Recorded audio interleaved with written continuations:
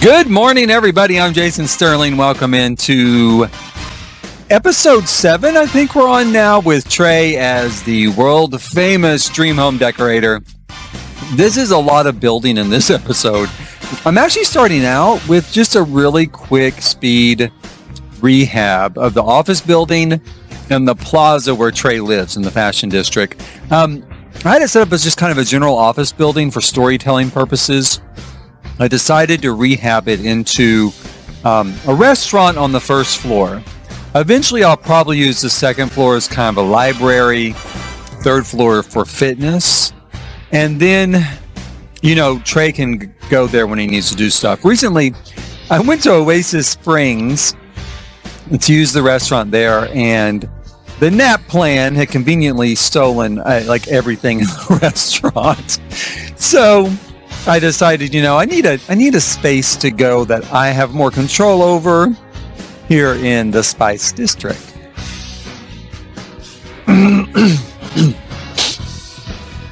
So that's where we're standing right now. And excuse me, this morning I'm waking up kind of, I've got allergies going like always. And so I have to clear my throat every so often. I apologize. You can see this is going to be a pretty simple conversion. I put a simple kitchen in the basement. I don't really decorate it much. I go through and place, the obligatory tables around the restaurant to eat at. The big thing I really wanted to do here, and I do end up doing it, is place some outside seating so you can kind of take advantage of the views. And I might try putting in more windows that are oriented towards the views of San Myshuno. I'm not sure on that one, but maybe along the backside I might. We'll see. For now, I just need to get it to a point where I can actually go and have dinner there. That's the point of it. You can see here, we're working on the outside now. And, there's not much to say about it, really. I thought it might be cool to kind of just watch the process. And there's not really much in the way of build tricks or hints here. It's a pretty general speed build. Brought on, like I said, by the fact that the restaurant I normally use in Oasis Springs was just decimated in an earlier episode. And that restaurant, I could have placed it here, but it didn't fit the style of the district. So I thought, well, hell, I'm not using this building for much of anything. Let's do that. And that was it. So it's done already. That's it. Now, I did play test it with a date, with Trey's first boyfriend, who we found again recently at the Hijinks Festival. And so afterwards, of course, they went back to Trey's place. And luckily, he cleared out. He cleared out before the world woke up. And Trey's getting ready to go, do Trey's thing, be a decorator. Kind of has his breakfast. I know, actually, he doesn't have breakfast. I get him ready otherwise, but when I send him to work, he's actually starving, as you'll see. But I'm excited. Our job this time is across the Fashion District at the High Fashion Penthouse, where my modeling crew for the world's next big thing live and kind of film the show. Now, I have a little bit of trouble getting started here. One of the problems is it's a full level, which is fine. The first full level I did, I just did a bathroom and I failed and I got 0. This one I'm going to take a little more seriously. And I decided pretty much I'm just going to sell everything, get a massive budget, and just go balls out on it, right? So I have trouble getting started though, because all my interactions keep getting canceled. They keep getting canceled. I can't figure it out. So I go to move Trey over here by teleporting him because I cannot get it to work any other way. Excuse me, which is kind of my fault. But I teleport him there and things start to work. And then it kind of hits me, wait a minute. The reason why it's not working is because the first Trey I was looking at is not Trey. It's not the Trey I'm using. I forgot I'd added Trey to this modeling household for a little storyline I was doing once a long time ago. So now I have 2 trays. And if I put a third one, I have trays. So I've got 2 trays, right? And I started thinking, oh my God, I wanted Trey to have a third boyfriend. Trey could date Trey. That's what I started thinking. Oh my God, Trey could date Trey. Trey could marry Trey. Now, I don't think Trey's going to marry Trey because I'm kind of liking Trey and Patrick together. But I'm thinking, oh my God, I'm going to have Trey date Trey. And I have Trey start asking Trey, what do you like? I mean, if I'm going to do this, I might as well do it for myself. So, what do you like? What kind of stuff do you like? And, I know what people are thinking right now. Jason, doesn't it bother you that this might be somewhat morally ambiguous? Trey dating Trey.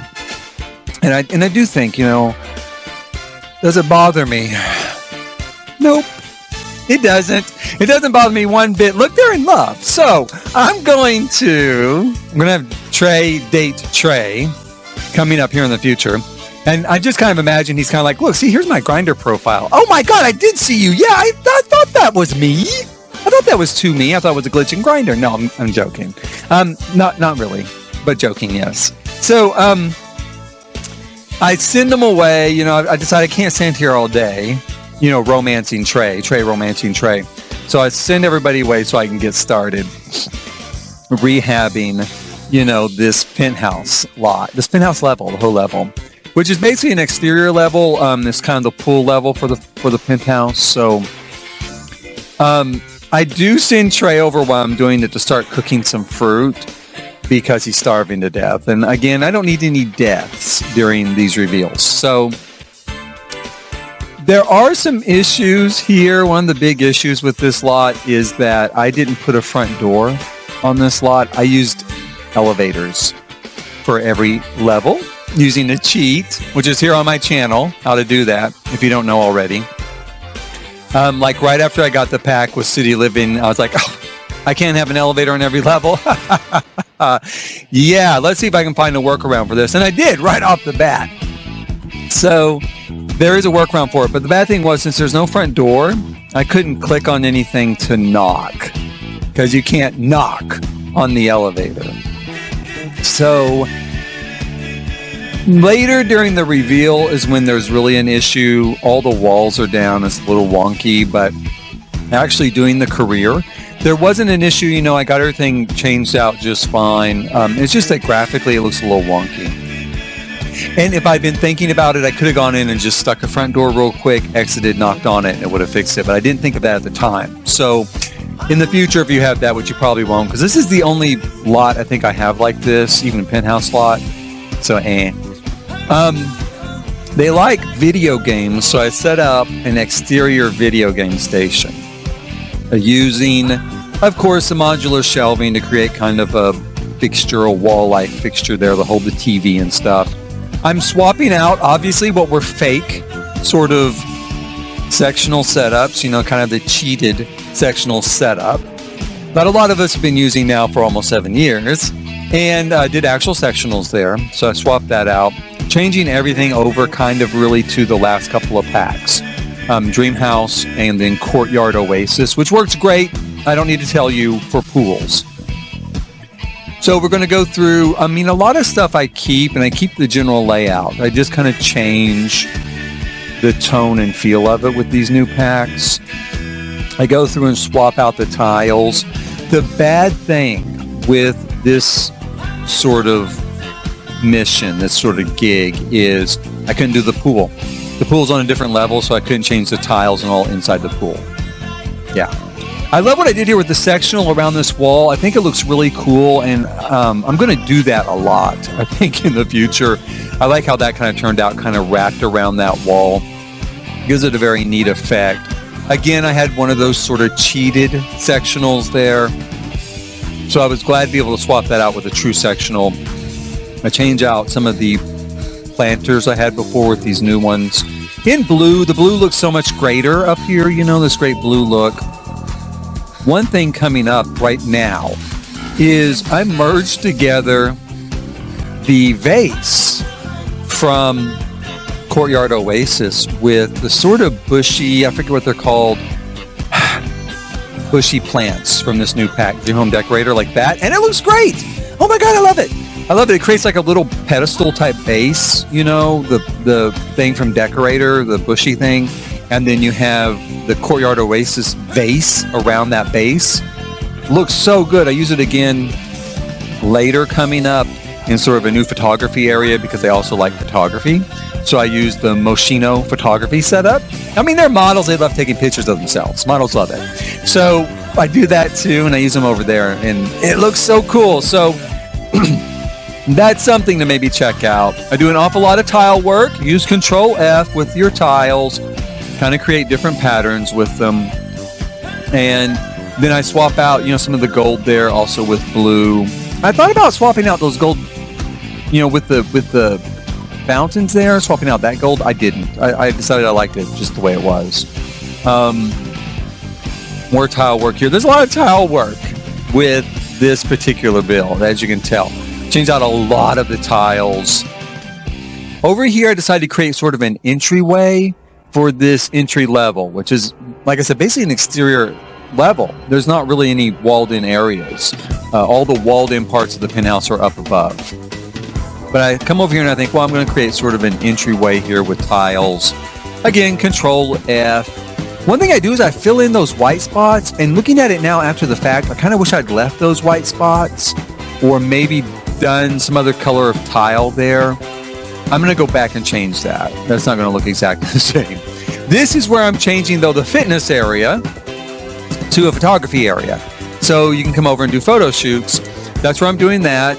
Again, changing out kind of what I had as sort of a sectional look with the true sectional stuff. Using some of the modular cabinetry here instead of just a table. This pack really for me, for people who like to build and decorate. It's not so much a builder's pack. They keep calling it a builder's pack. It's not really a builder's pack. It is a decorator's pack because you're not really building with this so much as you are decorating the interior. It's an interior decorating pack. Right here is where I do the bases, even big. Blow up the bases. Blow up the sort of fibery looking plant thing from Dream Home Decorator. Looks fantastic together. And we're getting pretty close to done. I add a few more touches, some more plants, which were needed. I mean, at the time, I didn't think I needed them before in the old days, but I also didn't have these sort of plants. That was part of it. And the plants we did have that were like this were too big and they interfered with the interactions with the table. That's part of what happened there. I create more of a seating area here for the entryway, which I think is the end of this rehab. Again, using the sectional seating. Sectional seating is going to be my new best friend. I did give a couple little holes there in the tile that I missed before. Line up the seating here. This sectional seating works really well also with Courtyard Oasis. It looks really beautiful. The tone is exactly perfect. I let Trey finish his lunch. Poor Trey, starving to death. I mean, he was woo-hooing all night. Overslept. Woke up, couldn't have his bowl of cereal before he went to work. Got kind of stuck. He's going to eat, though. Give him this, grilled fruit here. Come on, get a plate. Get a plate. Eat, my poor little man. And he's going to just kind of hang out, lounge in the pool for a little bit before he calls everybody back. You might as well put this to use since they're not here. Eat their food, use their pool. And, things look good. Here's where the glitch is that, the walls are down because I didn't knock on the door. Because there is no door. Again, if I'd been thinking, I could have just slapped a door in anywhere and knocked on it, taken the door out, and the walls would be up. And even as it was, the weird thing is even though in a way it kind of doesn't interpret me as being in the house, it did allow me to change everything, and it did allow the career to progress like normal. So there is that. It's a minor glitch based on an exceedingly rare build situation that you might not even find anywhere else in the world but my one game in this one spot. So I'm not even counting it as a glitch. I'm not. That's really my fault. And some of the other glitches might have been, and we're going to tackle that. We're going to look at that coming up at the Wait and Play review at the end of this video, because I'm going to do the Wait and Play review here So I've been playing this for about 10 days now. So I have a pretty good feel for it. Here's our, before and after shots.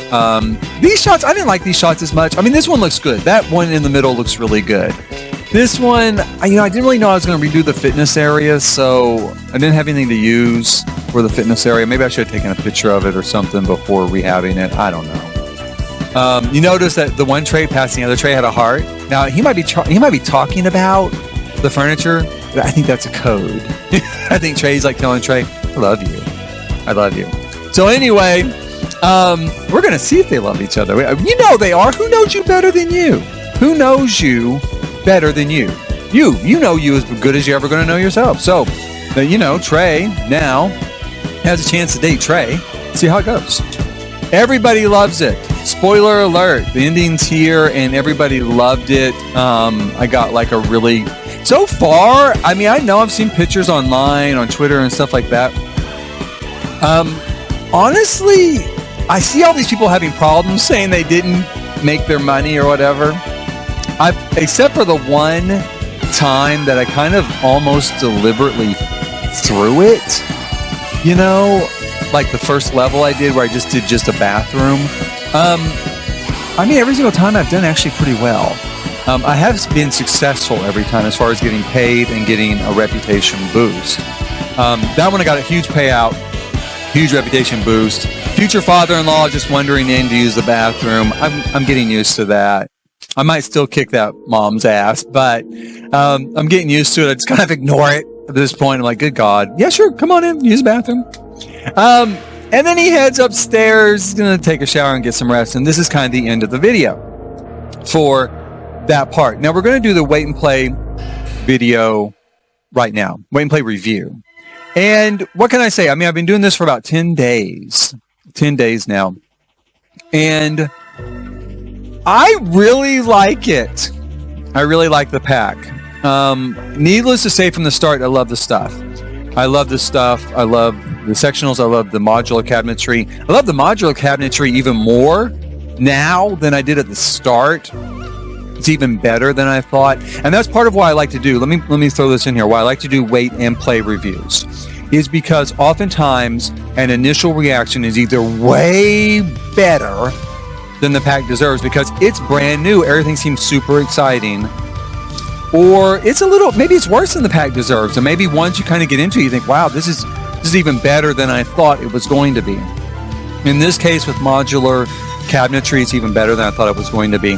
And also in regard to waiting and play, in this case, we did get this pack a couple of days before release. Game packs and stuff packs, we typically do get a couple of days.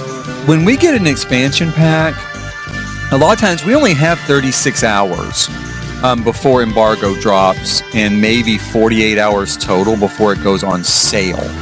Okay, so maybe not even that much, 40 hours maybe or something. So that is not a lot of time. We're talking an expansion pack. It's not a lot of time to go through, even just to go through the stuff and say, here's what's in the pack. This is cool, that's cool, this cool, that cool, let alone play it.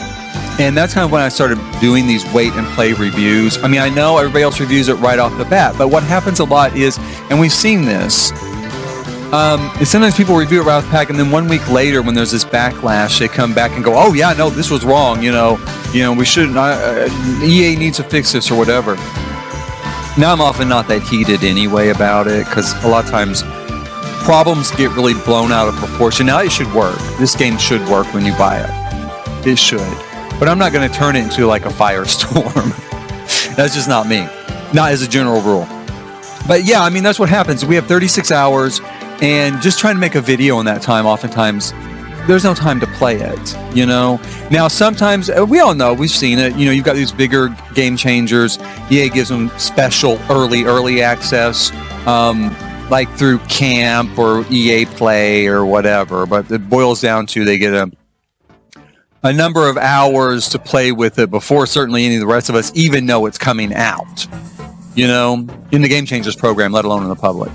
And so as your typical game changer, like myself, a lot of people that are smaller like myself, we get 36 hours, And I will say this, I kind of don't get it when a really large game changer raves and raves and raves about it, and then a week later kind of changes their tune.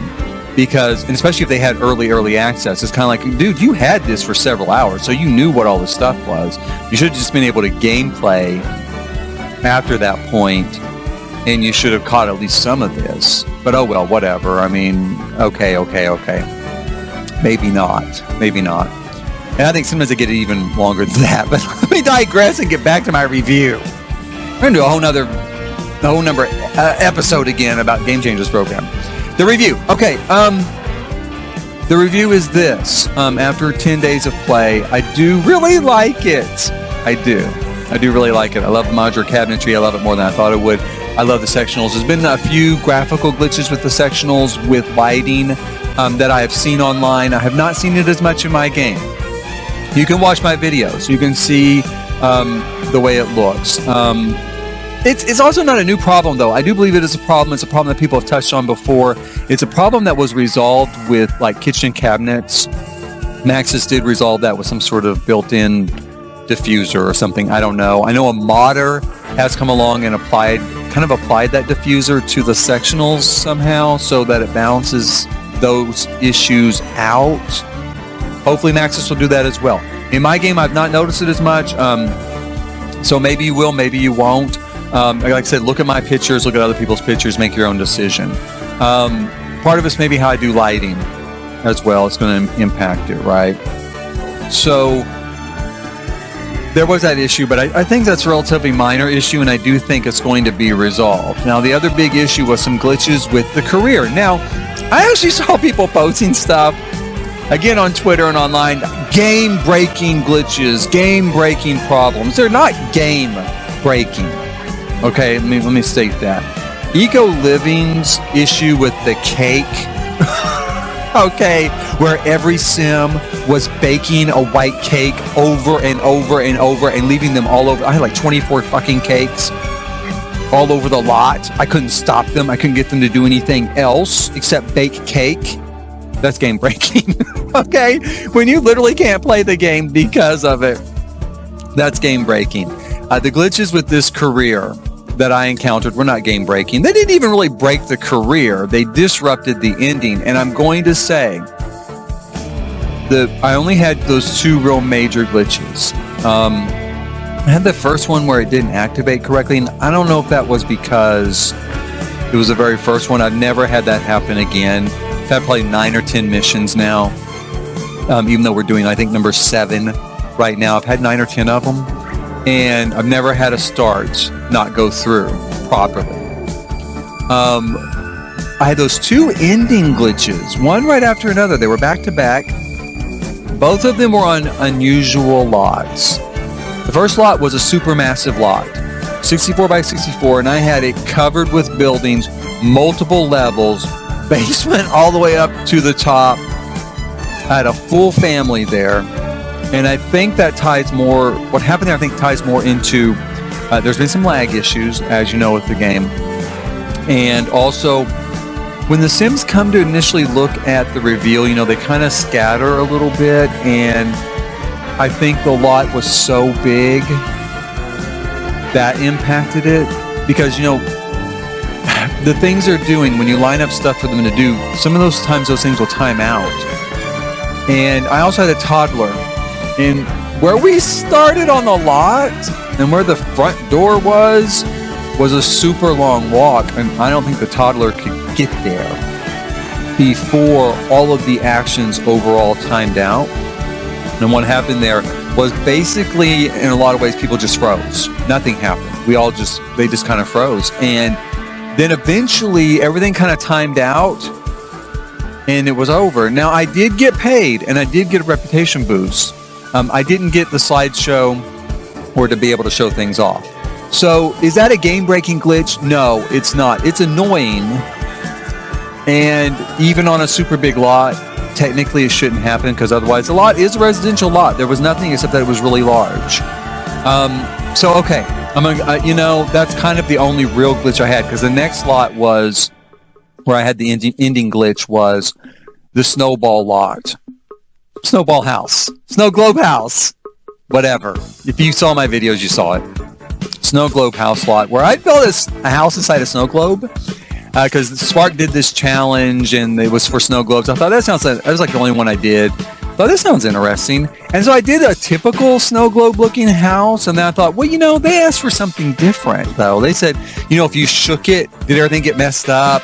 If you shook it, did this happen or that happen? And so I kind of thought, well, maybe I should do something different. And I did. I did 2 of them that were different. One of them, when you shook it, it caused a volcano to erupt and there was lava spilling out of it everywhere and broken glass. And I did another one where a toddler had broken the snow globe house and hidden it in their toy chest. So when you zoomed in on the toy chest, you saw the snow globe I built inside the toy chest and then was in a giant playroom, right? Needless to say, neither one of those won.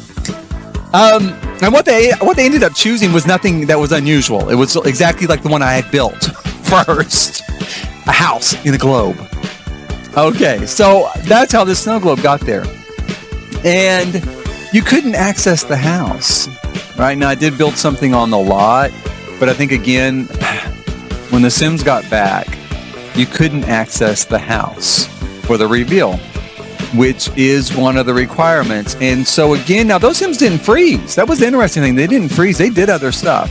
They talked to each other. They played with the kids. The kids played with stuff. Some of the kids, I didn't think at first the kids had gone even into what I built on the lot. It was for a kid's room. But going through the video, I did notice that, one of them had a Yarny doll that he'd taken off the shelf. So he could go into that playhouse, which I had built as a kid, set up as a kid's room, and got the Yarny doll off the shelf. So that glitch, again, I got paid. I got the reputation boost, and everything went fine, except I didn't get the reveal and I didn't get the ending interactions. Okay, that's the only 2 glitches I've had. That's it. And like I said, both of them probably were lot-based. They probably were. Someone pointed that out on YouTube, and I'd already thought of it, and they were right. Yeah, maybe because the lots in my game are so unusual. A lot of them are half-built, families on empty lots because I built something, didn't like it, demolished it, and walked away. So I can't speak any more to the glitches than that. You can see my videos, you can see what happened. They're not game-breaking. Game-breaking means it broke the game. They're not even really career-breaking. They're annoying. And I don't think glitches should ever happen. I think when you buy something, it should work. And I don't like using mods to fix stuff either. I don't like that.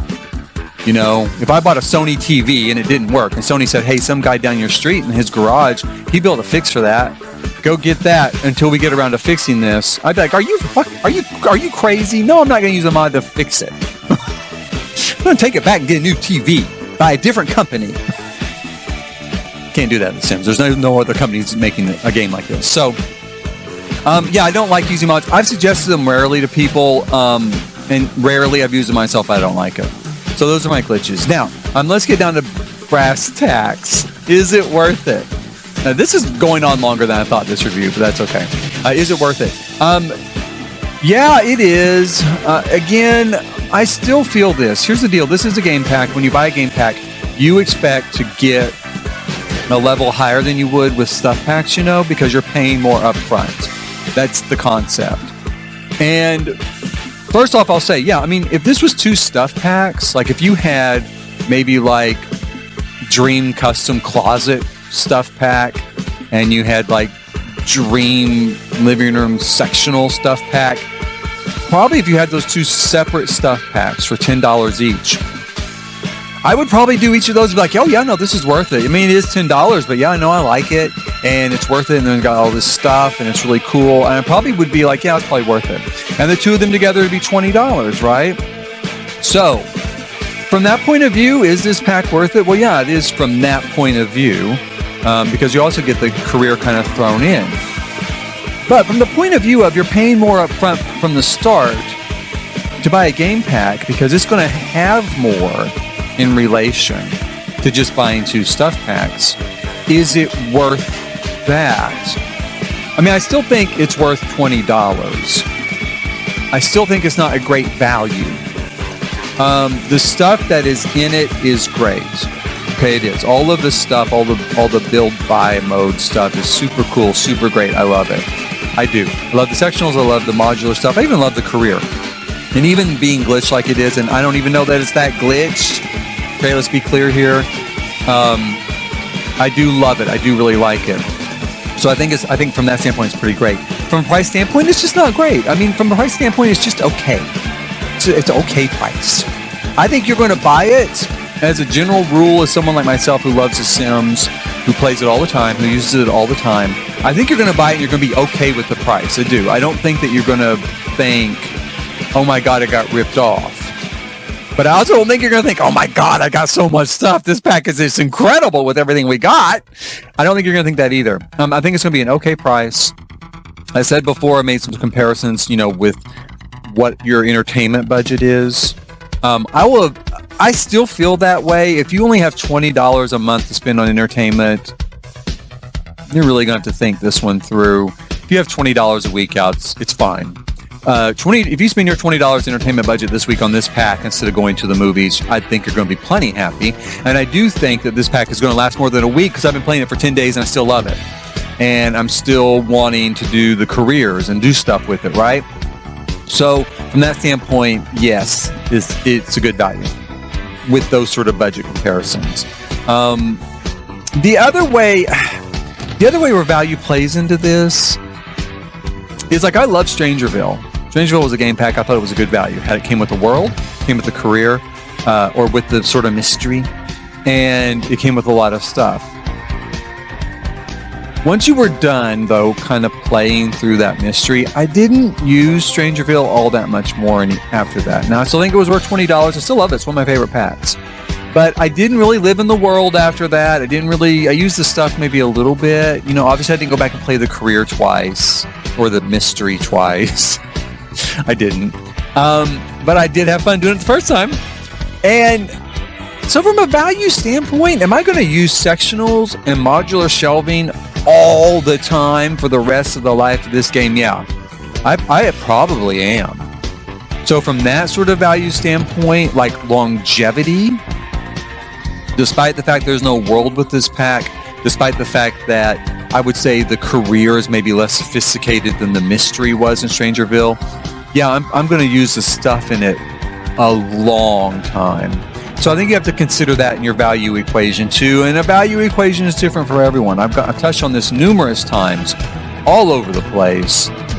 Value is really hard to establish because value is so dependent upon the economic realities of wherever each of us live. And in this case, EA uses the economic realities of the United States. When it sets its pricing, it's where this game is produced, it's where it's manufactured. Well, manufactured because it's digital. But yeah, I mean, they do. And, I hate capitalism. I mean, I don't hate it, but I'm more of a democratic socialist. And so, yeah, I mean, I get all the problems with capitalism and the global economy and all of that. I do. It doesn't change the system one bit. I mean, I've hated it for 20 years. Longer than that. Hell, I hated it in high school. So, yeah, it doesn't change it one bit, but I definitely understand where people are coming from, where it's real easy as an American in my position to say, oh, yeah, it's worth it. Go buy it. Oh, it's fantastic. I just skipped lunch yesterday and I bought this pack. It's real easy to say that here in the United States, and it's not as easy to say that in a lot of other areas. And let me tell you real quick, it's not easy to say that in the United States sometimes. It's just not. There's a lot of people in the United States can't afford that. There is. I mean, probably people might find that surprising. They might not. But when I do giveaways, there's a ton of people from the United States that enter those giveaways because they can't afford the pack. Okay? No matter what, $10 stuff pack, $20, certainly the $40 expansion packs, there's a lot of people that enter from the United States can't afford it too. So, it's a global problem. Anyway, that's the value on it. Make your decision. If you can't afford it, like I said, if you only have enough money to buy one game pack in your life, I would probably do a different one. If it were me, I'd probably do like Realm of Magic, or I would do Vampires. But otherwise, yeah. If you really want this pack, wait for it to go on sale. If you have to. If you get it on sale, it's definitely going to be worth it. Most packs out there, if you get them on sale, they're worth it. So I would say that. say it's good. I've liked it, and I do recommend it. I do. I recommend it. I think most people are going to like it. I don't always say that, you know. And when it comes to people who like gameplay only, that's always real tricky for me. I consider, and there's been a little bit of a debate on this online. I consider building gameplay. I consider it CAS gameplay. The Sims started when Will Wright was designing and building his house in a computer program, and he thought, hey, people might like designing and building a home as a game. And then The Sims kind of, you know, evolved out of that concept to where you had build your house, put people in it, see how they like it, see how they live in it. Are there issues? Do they set the place on fire? You know, can they reach the toilet? I don't know. And most of those early games, especially, a lot of what you did involved working and buying new stuff, increasing your house, increasing your living space. And it was kind of a lampoon of American consumerism and the idea of consumerism or buying stuff leads to happiness. It's kind of a lampoon of that. So I do consider building gameplay. And in this case, from that standpoint, there's a lot of new gameplay here. You've got modular shelving and sectionals and a new career. If you only literally see gameplay as your sim in live or live mode, actively interacting with other Sims, then there's not a lot of gameplay here. And you'll have to make that determination again for yourself. I think that most people will like it. I do. Get into the career. The career's not really building. Like I said, it's decorating. It's interior decorating. Get into the career. Play around with it. Pay attention to what your Sims say. Like so far, I have only failed the one that I've tried to fail. If your Sim says they like green, and you think, well, that's nothing. What am I do? They just said they like green. Fucking paint everything green. That's what they're telling you. Go in there. Pick green walls, green furniture. Throw down a green rug. You know, if your Sim says, I like rocket science. I saw some people get mad about this. First of all, if they say they like rocket science, put down a rocket. What's hard about that? Get a rocket, throw on the floor. It's a game. It's a Sims game. Put a rocket right in the middle of the kitchen. That's what they want. That's what they said they wanted. You know, who cares? It works. Throw it down in the kitchen. I said, so far, every single challenge, except for the one I deliberately threw, has worked. And coming up, I have another level challenge. The one in this game, I actually sold everything, had a ton of money, right? Naturally, it worked. I'd have another level challenge coming up, which is an apartment. I do the entire apartment. And I actually stick with the budget, the $2,300 budget. And again, they loved it because there are things you can do with color and moving furniture around and design that satisfied, you know, what they wanted. So play around with it. I think most people are going to find it fun. So this is one of the rare ones where I'm going to say, yeah, even gameplay-wise, I think that it is a good pack. And that's where I'm going to end it. Finally, this is a long video. I don't usually do videos this long. Probably most of you are not listening by this point. So I hope you enjoy it. Thank you for watching. And I look forward to seeing you next time as Trey dates Trey. But, you know, we'll see. I don't know. I love him and Patrick together. They're so cute. I know Patrick's got issues. He's a thief. He's an alcoholic. He don't got no job. But he's so cute and sweet. So we're going to see what happens with that. And thanks once again for watching.